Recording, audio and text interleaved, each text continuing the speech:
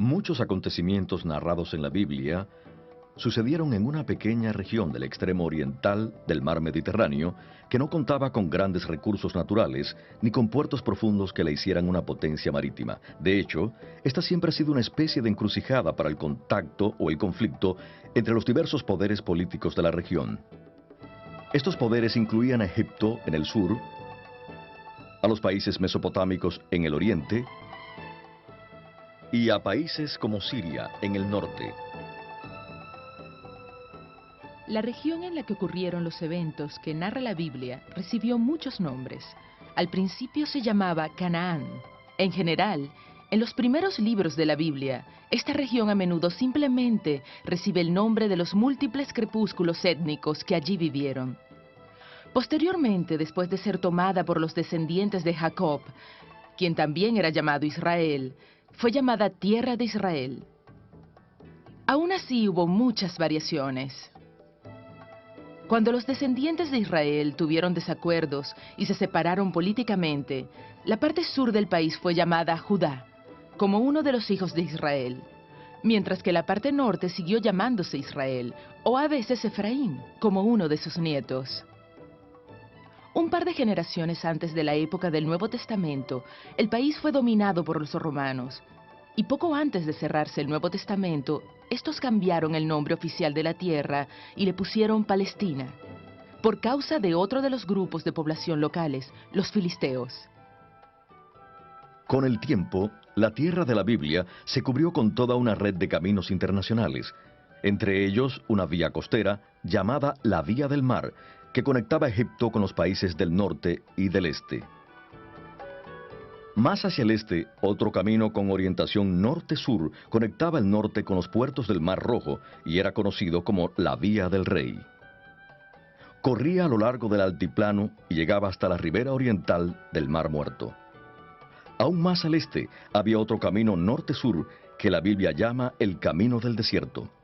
Por la dificultosa topografía, había menos carreteras importantes que corrían de este a oeste. Una conectaba la ciudad portuaria de Gaza con destinos comerciales hacia el Golfo Pérsico. Una ruta de mayor importancia para el movimiento este-oeste partía de la Baja Mesopotamia y ascendía hacia el norte y el oeste siguiendo el valle del río Éufrates. Debido a las duras condiciones del desierto, en una línea directa este-oeste entre Mesopotamia y Canaán, esta ruta seguía el cauce del río y después giraba al sur, hacia Canaán. Esta fue la ruta que Abraham siguió al viajar de Ur en Mesopotamia hacia Harán en el norte, y de nuevo hacia Damasco en el sur, y luego hacia la tierra a la que Dios lo había llamado. También el mar Mediterráneo facilitó los contactos comerciales con los países del oeste, y hubo casos en que el mar también sirvió de ruta para las invasiones del occidente y del norte. La tierra de la Biblia no es precisamente fértil. Se encuentra en los límites del desierto, y de norte a sur de la tierra hay un descenso considerable en el promedio de precipitación anual. Israel está situado justo al norte de la zona desértica más extensa del planeta, la cual se extiende por toda la costa atlántica del desierto del Sahara de Marruecos hasta Senegal y va hacia el este por Libia hasta llegar a Egipto y por el otro lado por Arabia Saudita hasta Pakistán y el noroeste de la India. Es un desierto inmenso, la tierra de Israel se encuentra justo al norte de tal desierto, o sea, la parte sur de Israel es parte de este desierto. Aquí en el sur de Negev todo es extremadamente seco, la precipitación es solo de 25 milímetros al año, pero al avanzar hacia el norte hay una brusca transición hacia un clima más benigno. De modo que el centro y el norte del país disfrutan de un clima que permite sostener una agricultura dependiente de la lluvia. En el invierno, Israel queda bajo la influencia de los llamados sistemas de depresión que llegan con los vientos occidentales. Estos vientos traen lluvia, particularmente en el norte, debido a que la trayectoria de tales sistemas de depresión sigue por lo general una línea que va entre Chipre y Turquía. Relativamente pocos se dirigen al sur. Después la trayectoria es tal que En la parte sur de Israel, en el Negev, el aire se mueve sobre la tierra de Egipto más que sobre el mar. Por eso cuando llueve en el norte y centro, aquí aún está seco. Solo cuando el viento se mueve en dirección noroeste, las lluvias penetran también en el Negev. A veces caen en el sur, pero es raro, por eso en Eilat solo caen 25 milímetros al año. Es uno de los lugares más secos del mundo, mientras que aquí llega a los 90 milímetros. Cerca de Beerseba llega a 200 y en Tel Aviv y Jerusalén llega a 600 o 700 milímetros.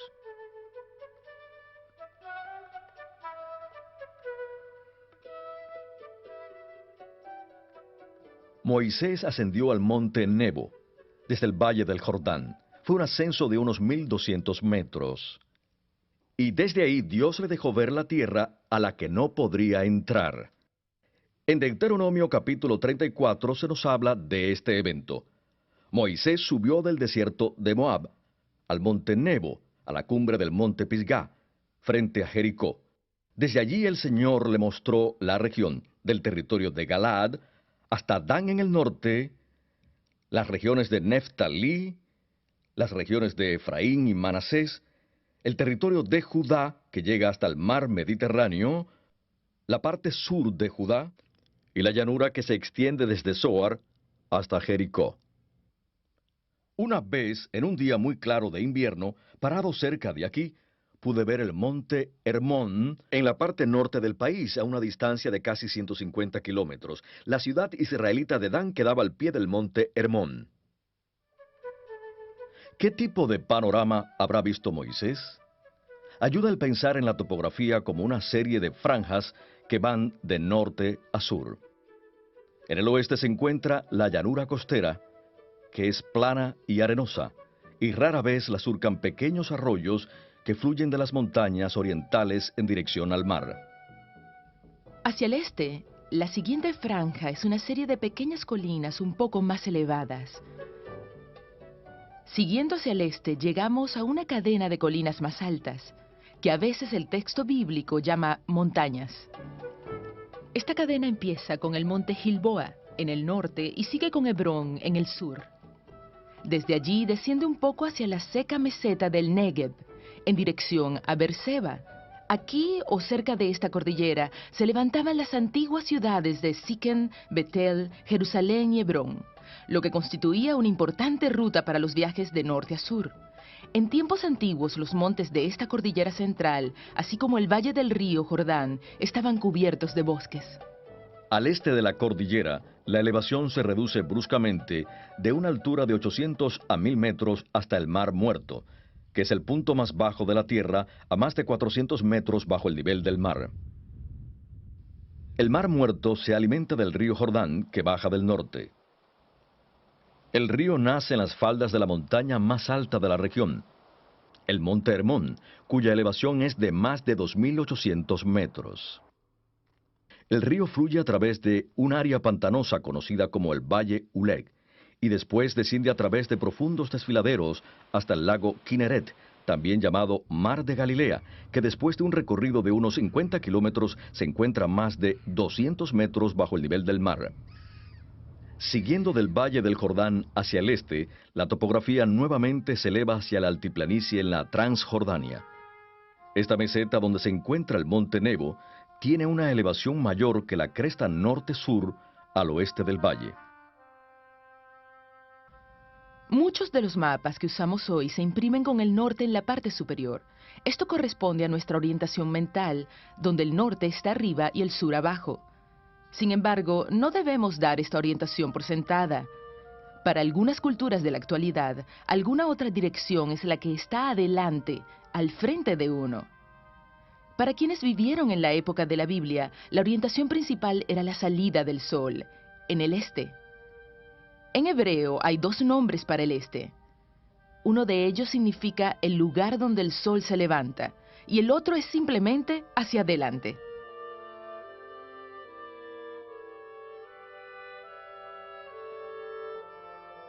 ¿Qué fuentes de agua tenían los habitantes del desierto y cómo almacenaban el agua que encontraban? Hay principalmente 3 tipos de fuentes de agua y Y de hecho, todas ellas se mencionan en Proverbios capítulo 5.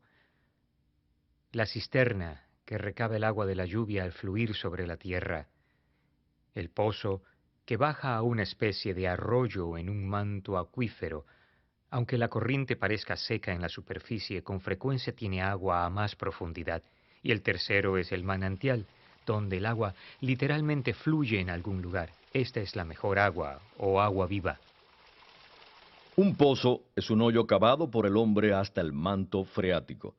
Dependiendo de la topografía, un pozo puede alcanzar una profundidad de hasta 20 metros.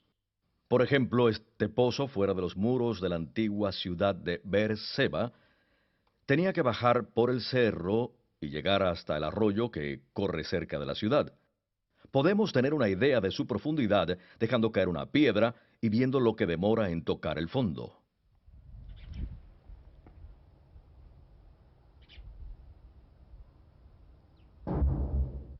En un cálculo aproximado, tiene más de 75 metros de profundidad.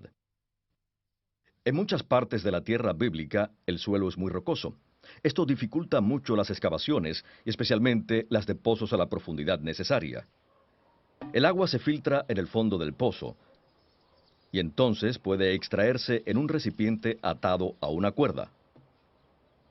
Debido al trabajo que representa cavar un pozo, este era considerado propiedad de quien lo cavaba. No obstante, con los cambios en las condiciones del clima y de la lluvia, los pozos podían secarse y ser abandonados. Hasta un pozo en uso continuo debía ser cuidado por su dueño. Esto era necesario porque al desplomarse los costados o con el movimiento de la arena en áreas desérticas, los pozos podían taparse. En ocasiones, el duro trabajo de cavar un pozo era compartido por los vecinos del lugar. Entonces, el pozo se consideraba propiedad común. Con frecuencia, el interior del pozo se recubría con piedra caliza para reforzarlo y prevenir su derrumbe. La cuerda para subir el recipiente podía dejarse a un lado del pozo. La boca del pozo solía ser de piedra caliza, que es una piedra bastante suave. La constante fricción de la cuerda creaba surcos en el borde de la piedra. Otro método era construir un simple armazón de madera sobre la boca. El recipiente podía ser de piedra o de cerámica, pero lo más común era usar un recipiente de cuero, ya que era más difícil que éste se rompiera al chocar con las piedras al momento de subirlo desde el fondo del pozo. Si un animal trataba de llegar al agua del pozo, podía caer y morir. Como el cuerpo del animal muerto podía entonces echar a perder el agua del pozo, se acostumbraba a taparlo con una piedra pesada, para que ni un animal grande la pudiera empujar. Una cisterna era un lugar hecho por el hombre para almacenar agua. El suelo de la tierra bíblica es tal que con frecuencia no absorbe el agua con rapidez. Cuando llueve, el agua comienza a correr en lugar de penetrar. La cisterna permitía acumular esta agua para usarla durante los meses de sequía en el año. Aunque la precipitación se limita a solo 4 o 5 meses del año, el promedio de lluvia puede acumular en las cisternas el agua suficiente para el consumo del resto del año. La cisterna era un hoyo en la tierra. Normalmente era cavada por la gente, pero a veces era un hoyo natural adaptado para almacenar agua. Las cisternas podían tener 6 metros de ancho y 6 metros de profundidad, y aún más. Al principio eran cortadas en la roca, lo que no permitía que el agua se filtrara. Cuando se descubrió cómo hacer yeso, las cisternas se cavaban en cualquier tipo de roca y después se forraban con yeso para sellar cualquier hoyo o grieta. Jeremías habla de la inutilidad de cisternas rotas que no retienen el agua. Algunas veces, las cisternas se hallaban en un área exterior, donde el agua pudiera recogerse con facilidad. En áreas pobladas, las cisternas se cavaban debajo de las casas o cerca de ellas. El agua corriente se recogía del techo de la casa, así como de patios y senderos cercanos. A veces el acceso al agua era como sacar agua de un pozo, pues se bajaba un recipiente al agua. Sin embargo, en muchos casos, la cisterna se construía con escalones para entrar en ella. Esto facilitaba el llegar al agua y también permitía efectuar la importante tarea de limpiar la cisterna. El agua, al entrar en la cisterna, arrastraba tierra, la cual se asentaba en el fondo. Tras varios años de uso, este sedimento casi llenaba la cisterna, lo que reducía grandemente su capacidad y eventualmente la hacía inútil. Fue en una de estas cisternas lodosas donde mantuvieron al profeta Jeremías, como si estuviera en una prisión. La diferencia entre una cisterna y un pozo consistía en que la cisterna recibía su agua de una fuente a cierta distancia de ella, mientras que el agua de un pozo se acumulaba de las inmediaciones. En el contexto bíblico no siempre resulta claro si se habla de un pozo o de una cisterna. Aún en regiones secas y desérticas se encuentran manantiales. Un manantial se forma cuando, al caer la lluvia, ésta se filtra por las capas superiores de la tierra y penetra hasta llegar a una capa más dura de roca que la detiene. Como el agua ya no puede bajar más, comienza a filtrarse por los lados hasta encontrar una salida. Esa salida forma un manantial. Lo que vemos aquí es un manantial formado por agua, que viene de fuera de esta área, y vemos que donde surge un manantial en el desierto crecen también varios tipos de vegetación, incluyendo juncos que ven ahí y un tamarisco. Dependiendo de la cantidad de agua que se acumule en la capa rocosa, un manantial puede dejar de fluir después de unos cuantos días o puede fluir todo el año. En esta parte del mundo, donde no abunda la lluvia, es frecuente que los pueblos se establezcan cerca de una fuente de agua.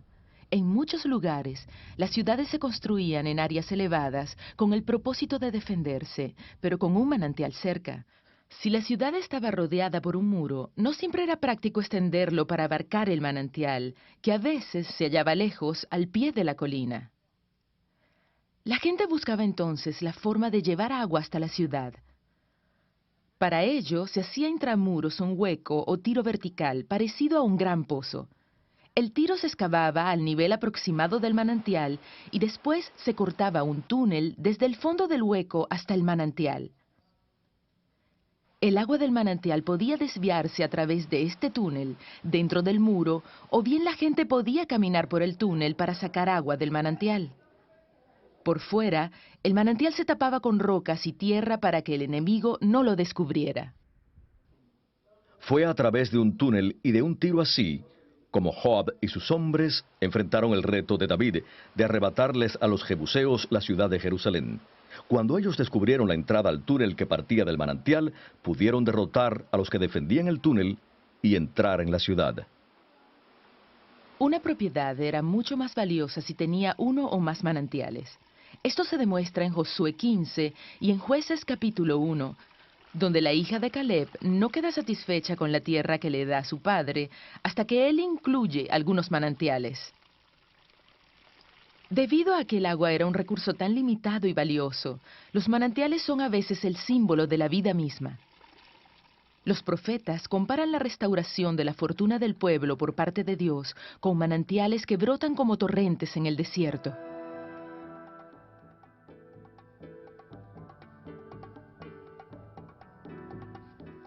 Aunque se dice que Abraham vivía en una ciudad cuando Dios lo llamó a la tierra de Canaán, básicamente la Biblia lo describe como un nómada o seminómada. Abraham vivía en una tienda de campaña e iba de un lado a otro con sus rebaños y manadas. Probablemente las tiendas que Abraham y su familia usaban eran muy semejantes a las que en la actualidad usan los nómadas del desierto en el Medio Oriente. Los más prominentes entre esos nómadas son los beduinos. La tienda se construye con tela y postes. La tela es un tejido de pelo de cabra, el cual resulta ideal para la vida en el desierto. Es lo suficientemente ralo para permitir que el aire circule en el cálido clima del desierto. En las raras ocasiones en que llueve, el pelo de cabra se expande y se vuelve casi a prueba de agua. Las cabras criadas en el Medio Oriente son generalmente negras, así que las tiendas también lo son. En el Cantar de los Cantares, la negrura de las tiendas es un símbolo de la belleza de la mujer. Mayormente, la tienda estaba abierta de un lado durante el día y en los días de calor era posible enrollar varios de sus lados. La tienda podía dividirse en secciones colgando una tela, con lo que un espacio grande se dividía en dos más pequeños. Entre los nómadas se daba especial énfasis a la hospitalidad hacia los visitantes. En Génesis 18 leemos que Abraham recibe a los visitantes cuando estaba sentado a la entrada de su tienda a la hora en que hacía más calor. Aunque desde la época de Jacob los descendientes de Abraham vivían en viviendas más permanentes en Egipto y en Canaán, la cultura de vivir en tiendas siguió siendo parte de su herencia. Cuando el pueblo de Benjamín decidió rebelarse contra el nieto del rey David, el clamor fue: «A tus tiendas, oh Israel», aun cuando el siguiente versículo nos dice que vivían en ciudades. No era este un llamado a la batalla, más bien el significado era: «volvamos a casa». Cuando llegaba el momento de que el nómada empacara sus pertenencias y se mudara a otro lugar, necesitaba un medio confiable para transportar sus cosas. Por lo general, la topografía era áspera y no permitía el uso de carros o carretas. En su lugar, los nómadas usaban camellos para llevar sus pertenencias. La evidencia arqueológica sugiere que los camellos tal vez fueron domesticados hacia el 3000 a.C. Primero se les menciona en la Biblia en Génesis 12, entre las posesiones de Abraham. Un camello maduro puede cargar más de 200 kilogramos. En la actualidad conocemos dos tipos de camello: el camello propiamente dicho, el cual tiene dos jorobas, y el dromedario, que tiene solo una. Era el dromedario de una joroba el que se encontraba en la tierra de Canaán, aunque los israelitas estaban familiarizados con el camello de dos jorobas, que podía encontrarse más al este y al norte en Asiria. Debido a esta joroba en la espalda del camello, para poder montarlo era necesario ponerle un asiento diseñado especialmente para ello. El asiento era de madera. Cuando se montaba el campamento, se le quitaba el asiento al camello y se llevaba a la tienda, donde se cubría con mantas. De este modo servía como un taburete para sentarse. Cuando Jacob y su familia dejaron a Labán en Mesopotamia, Labán fue tras ellos en busca de las estatuas de sus ídolos familiares, o terafim, que Raquel le había robado. Labán registró el campamento, pero no pudo encontrarlos. Cuando fue a registrar la tienda de Raquel, ella estaba sentada en medio de la tienda sobre la silla del camello, pues había escondido bajo esta las pequeñas estatuas y Labán no las encontró. El suelo de la tienda del nómada era la tierra misma que pisaba. Este suelo de tierra se cubría normalmente con esterillas tejidas con pelo de camello o de cabra o con carrizos. Después de que los israelitas capturaron la ciudad de Jericó, Acán tomó varias cosas prohibidas. No le fue difícil cavar un hoyo en el suelo de su tienda, esconder ahí las cosas robadas y cubrirlas con la esterilla.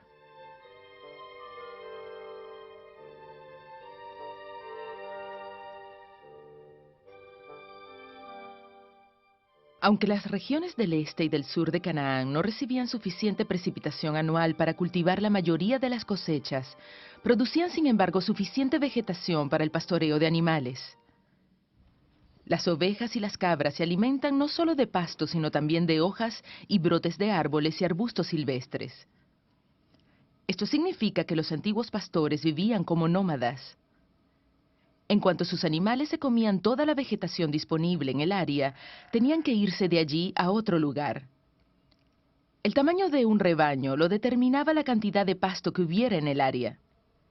En una región donde una precipitación limitada significa una vegetación limitada, los pastores a veces tenían que competir por áreas donde alimentar a sus rebaños.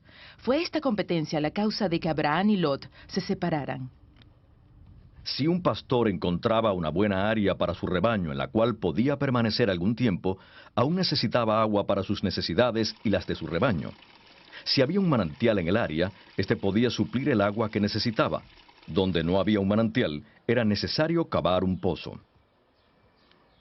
Durante el día, el pastor llevaba sus rebaños de ovejas y cabras a un área donde pudieran alimentarse.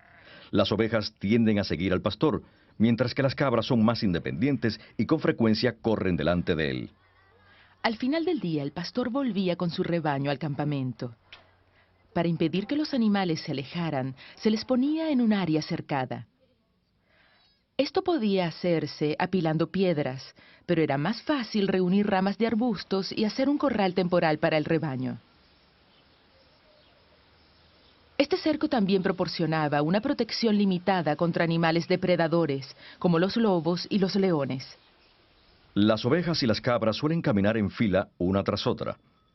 Donde los rebaños pastan periódicamente, con el tiempo los animales forman pequeños senderos característicos de esos lugares y que no existen donde la principal actividad humana es la agricultura. En la tierra de Israel, el invierno puede ser relativamente frío, especialmente en las regiones montañosas donde se crían ovejas y cabras.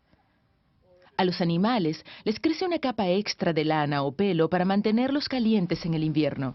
En la primavera los pastores cortaban o esquilaban esta lana y el pelo extra.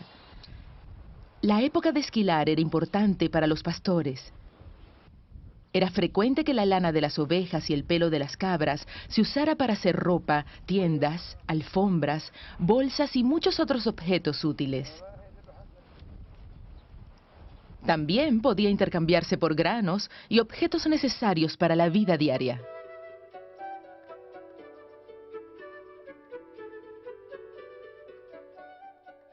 Jacob y su familia fueron a Egipto como pastores. Allí parecen haber mantenido esta forma de vida hasta cierto punto, y así encontramos a Moisés pidiéndole permiso al faraón para ir al desierto con sus rebaños y manadas. Sin embargo, los hebreos se habían más o menos asentado en un área de Egipto, y al parecer también habían adoptado ciertas prácticas agrícolas. Cuando las tribus de Israel llegaron a Canaán, empezaron a construir casas y a preparar campos y terrazas para la agricultura regular. Esto fue especialmente así en el norte y en la parte occidental del país, donde hay suficiente lluvia para el cultivo. Aquí el paisaje típico se caracterizaba por las terrazas. Estas eran construidas para absorber la lluvia antes de que causara deslaves en las laderas. La producción de trigo y de cebada fue muy importante para la economía del Medio Oriente antiguo.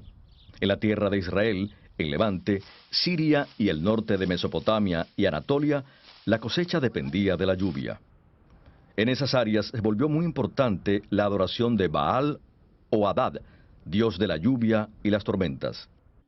También entre los antiguos israelitas siempre estuvo presente la tentación de adorar a Baal. En Egipto y en el sur de Mesopotamia, las cosechas dependían de que los ríos se desbordaran y de la irrigación. En esas regiones se adoraba a los dioses de los ríos. Además del cultivo de granos, como el trigo y el centeno, otros varios cultivos eran fundamentales para la economía israelita. De especial importancia era el cultivo de la uva y de la aceituna. Muchas partes del país son ideales para el cultivo de la uva. Las parras se vuelven a usar año tras año. La preparación para la siguiente temporada consiste principalmente en recortar lo que creció el año anterior. Este corte, llamado poda, es radical. Una parra puede crecer muchos metros en una sola temporada, pero al final de esta se poda hasta dejar no más de una cepa en la tierra. Esta drástica poda asegura que en la siguiente temporada la fruta será dulce y jugosa. Las primeras uvas maduras aparecen en el mes de junio. La vendimia como tal comienza en julio y continúa durante todo el verano. Hacia el final del verano, a fines de septiembre o comienzos de octubre, se acostumbra a hacer el primer vino que es llamado vino nuevo. La cosecha de las uvas consiste en cortar uno por uno los racimos de uvas. Cuando las uvas se secaban al sol, para hacer pasas, estas, como los higos, se recogían en bloques y se prensaban para poder almacenarlas largos periodos de tiempo. Esos bloques podían llevarse en los viajes y proveían una buena fuente de energía en el camino. Sin embargo, la mayor parte de las uvas se usaba para hacer vino, que era la bebida fundamental en la casa. Los racimos se llevaban al lagar o prensa de uvas que con frecuencia se cortaba en la roca cerca del viñedo. A veces la prensa era muy pequeña y la usaba una sola familia para exprimir el jugo de una pequeña cantidad de uvas. A veces era una especie de prensa comunitaria a la que toda la comunidad traía sus uvas para prensarlas y cada familia tomaba su turno. Cuando los trabajadores pisaban las uvas, se partía la cáscara y al salir el jugo, el piso de la prensa podía volverse muy resbaloso. Normalmente se construía una estructura de madera sobre la prensa y se le colgaban cuerdas. El trabajador se sostenía de ellas y si resbalaba no caía en el jugo que estaba siendo extraído. Al pisar las uvas salían también las semillas. Si éstas se partían, entonces el vino salía amargo. Por esta razón, el apisonado se hacía con los pies descalzos para que las semillas no se quebraran. El jugo de las uvas exprimidas fluía del piso a un hoyo o a una cuba. De ahí se pasaba a recipientes de barro u odres de cuero. En unos cuantos días, el azúcar natural del jugo comenzaba a fermentar. Se le llama vino nuevo en las primeras etapas de la fermentación, cuando el contenido del alcohol es relativamente bajo. El vino nuevo solo se encontraba en otoño, a principios de septiembre. Tras otro periodo de 2 o 3 semanas, la fermentación resultaba en vino. Si se dejaba que el proceso de fermentación continuara, el resultado final era vino amargo o vinagre. Ya que en el mundo antiguo no había medios de refrigeración, se usaban otros métodos para retrasar el proceso de fermentación. Esto se hacía principalmente añadiendo al vino un agente endulzante como la miel. Esto era llamado vino dulce, como en el día de Pentecostés en Hechos 2. Este vino se podía conservar durante muchos meses. En el mundo antiguo, el vino también se concentraba para conservarlo, y normalmente se diluía con agua antes de tomarlo. Primero el vino concentrado se vertía en una vasija y después se agregaba agua en una proporción de 3 o 4 partes de agua por una parte de vino. Solo después se bebía el vino. Como con otras cosechas, el tiempo de la vendimia y la consiguiente producción de vino nuevo era una época de gran celebración. Los olivos crecen por toda la región del Mediterráneo y un importante aspecto de la cultura humana en esa región, casi desde el principio de la historia documentada, ha sido la producción de aceite de oliva. La aceituna es el pequeño fruto del olivo. En octubre, cuando madura, produce aceite. Las aceitunas se cosechan sacudiendo el árbol o golpeando sus ramas con un palo largo. Esto hace que las aceitunas caigan a tierra donde se recogen. El aceite se extrae prensando las aceitunas. A diferencia de la extracción del jugo de uvas que se hace pisándolas, para extraer el aceite de las aceitunas hay que aplastarlas bajo un peso considerable. Dependiendo de la cantidad de aceitunas a prensar, había diferentes tipos de prensas. La idea era rodar una piedra pesada sobre las aceitunas. Como resultado de pasar una piedra sobre las aceitunas, se obtenía una pasta espesa, que además del aceite contenía la pulpa y las semillas de las aceitunas. Esta pasta se ponía en canastas especiales, las cuales se colocaban bajo un tronco fijado a una pared. El primer aceite que salía era el de mayor calidad. Era el más claro y sabroso. Este primer aceite era el que se usaba en el servicio del templo, para quemarlo en la menorá o candelabro de 7 brazos, o para presentarlo con las ofrendas de granos que se mezclaban con aceite. El palo largo actuaba como un fulcro en las bolsas con la pulpa de aceitunas. El fulcro aplicaba peso sobre las bolsas exprimiendo el aceite. A mayor peso, más aceite se exprimía. A menor distancia de la bolsa, menos aceite de oliva se exprimía. Si se añadía peso y más distancia, se ejercía más presión. Claro, la calidad del aceite era menor, mientras más peso había en las bolsas. El aceite de mayor calidad era el que salía solo sin la ayuda del peso. El aceite era un saludable componente de la dieta. Se usaba para cocinar, para mojar el pan y muchas otras cosas. Con la pulpa que quedaba después del prensado se alimentaban animales o se quemaba para calentar la casa. El olivo es un árbol muy resistente y se regenera aún cuando se le recorte. Por eso los nuevos retoños que brotan de un tocón muerto se usaban a veces como símbolo de la vida nueva.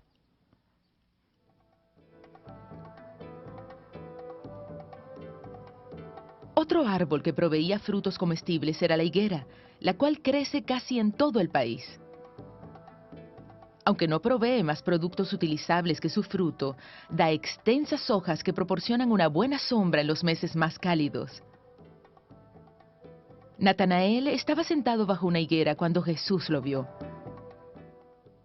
La higuera comienza a dar hojas en abril, a principios de la primavera. Casi un mes después aparecen pequeños brotes verdes en las ramas, los cuales normalmente no se comen, pero indican si la fruta del árbol será comestible. La fruta madura de la higuera es muy dulce y puede comerse fresca. También puede secarse al sol, lo que concentra el azúcar natural y la hace más dulce. Cuando los higos se secaban al sol, se recogían y se prensaban en bloques. El propósito de esto era impedir que se secaran demasiado, pues si se dejaban solos se ponían duros. Además, esto reducía la acción de los insectos que al cabo de un tiempo se metían en los higos. Cuando Abigail fue a implorar la misericordia de David para su esposo, le llevó regalos, entre los cuales se encontraban 200 panes de higos secos. Más tarde, los hombres de David le dieron un pedazo de uno de estos panes a un egipcio que estaba a punto de morir de hambre.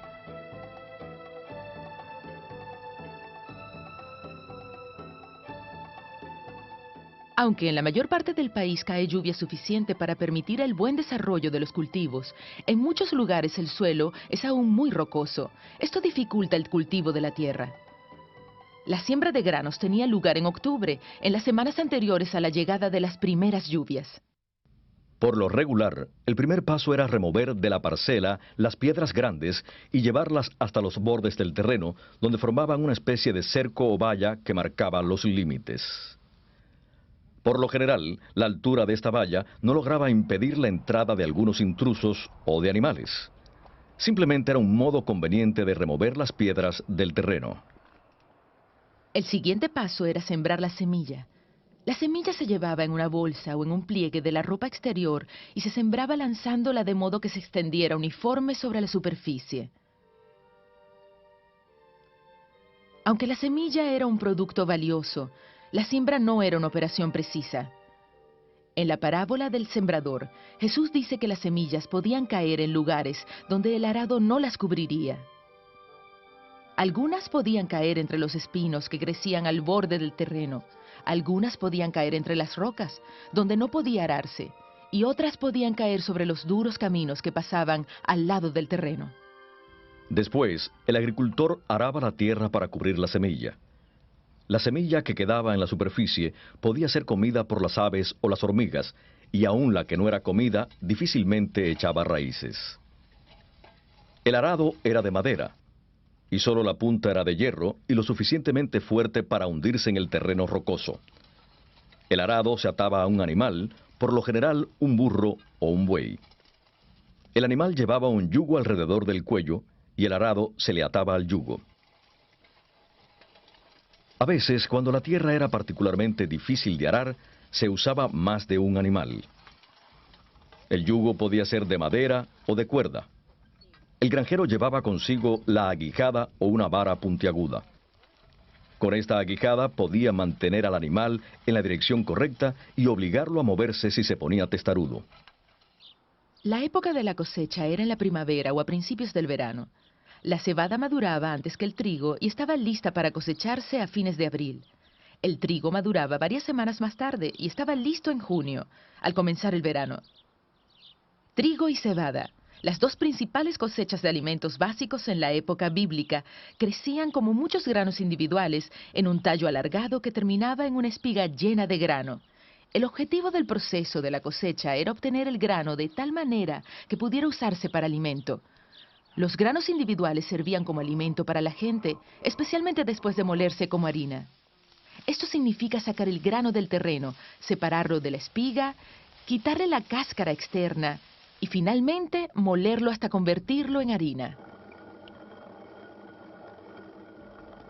La primera etapa de este proceso era recoger el grano. Esto se hacía con una especie de cuchillo curvo llamado hoz. El segador tomaba con una mano un puñado de tallos y con la otra cortaba los tallos con la hoz. La verdadera operación parecía más la de arrancar los tallos que la de hacer un corte limpio. Con este haz de tallos, el segador hacía una gavilla, pues era más fácil manejar las gavillas que las pilas de tallos sueltos. También se podía parar una gavilla para que las espigas del grano quedaran separadas del suelo húmedo mientras terminaba la cosecha. Entonces se llevaban las gavillas a la era, la cual se encontraba cerca del terreno en que se cultivaba el grano. Según la ley israelita, cualquier tallo que se cayera debía dejarse en el terreno para que lo recogiera la gente pobre, por ejemplo, las viudas. Esto se llamaba rebusca. Esto es lo que estaba haciendo la viuda Ruth en los campos de Booz, cerca de Belén. La trilla es el proceso por medio del cual los granos se separan del tallo y de la espiga. Esto se realizaba sobre una superficie plana llamada era. Las gavillas se apilaban en el centro de la era, se tomaba el grano de la pila y se ponía una capa en el suelo o alrededor de la pila. Un tablón especial llamado trillo o tabla de trillar se pasaba sobre el grano. El fondo del tablón estaba tachonado de pequeñas piedras incrustadas en el tablón. El trillo era arrastrado por un animal mientras el trabajador normalmente se paraba o se sentaba en el tablón, añadiendo a este su propio peso. Al pasar las piedras sobre el grano, cortaban los tallos y liberaban los granos individuales de la espiga. La cubierta externa o cáscara que cubría el grano también se desprendía del grano. A veces se acostumbraba a insertar en el tablón dientes de metal en lugar de piedras. Este era un tipo de trillo más caro y más eficiente. Y es a este tipo de trillo al que se refiere la frase afilados trillos, la cual encontramos en algunos libros proféticos. Para cantidades pequeñas de grano, lo normal era desprenderlos del tallo usando un tipo especial de pala o una vara. Aunque lo apropiado era trillar el trigo al aire libre, donde el viento pudiera llevarse los desperdicios, en el libro de Jueces leemos que Gedeón estaba trillando trigo en una prensa de uvas. Estoy parado dentro del tanque de una prensa de uvas. Podemos ver que es un hoyo en el suelo. Gedeón estaba parado donde podía esconderse de los madianitas. La acción para trillar un poco de grano comprendía el sostener una vara y golpear las espigas para separar el grano del tallo. La ley israelita ordenaba no poner bozal al animal que trillaba, para que éste pudiera comer el grano y la paja de la era. La trilla producía una fina mezcla de granos, cascarilla y paja cortada. El siguiente paso era separar el grano del material cortado y suelto, que se conoce como paja. Este paso se llamaba aventado y se hacía en dos etapas. En la primera, se aprovechaba la diferencia de peso entre el grano, que era más pesado, y la paja, que era más ligera. El trabajador usaba una horqueta de madera para lanzar al viento la mezcla de la era. La paja, por ser más ligera, volaba, mientras que el grano, que era más pesado, caía frente del trabajador. Puesto que toda la operación tenía lugar al aire libre, era inevitable que también se mezclaran pequeñas piedras con el grano. Por esta razón, la siguiente etapa del aventado era separar las piedras de los granos. Para esto, se usaba una canasta redonda y poco profunda. El fondo de la canasta estaba hecha de malla, lo suficientemente floja para permitir que pasara el grano, pero lo bastante apretada para atrapar las piedras. A veces, esta operación se repetía usando una canasta con una malla aún más fina. Hubiera sido posible preparar harina con todo el grano tan pronto como se cosechaba. Sin embargo, el grano entero podía almacenarse más tiempo que la harina sin que se echara a perder. El grano se guardaba en una estructura especial llamada silo o granero. En algunas traducciones a esto le llaman bodega. Debe tenerse en cuenta al traducir que el único propósito de esta estructura era la de guardar el grano. No era un edificio donde entrara gente. El grano entero se molía entre dos piedras según se necesitara harina para preparar la comida. Normalmente la gente molía solo el grano necesario para el día, pues la harina restante podía quedar rápidamente plagada de insectos.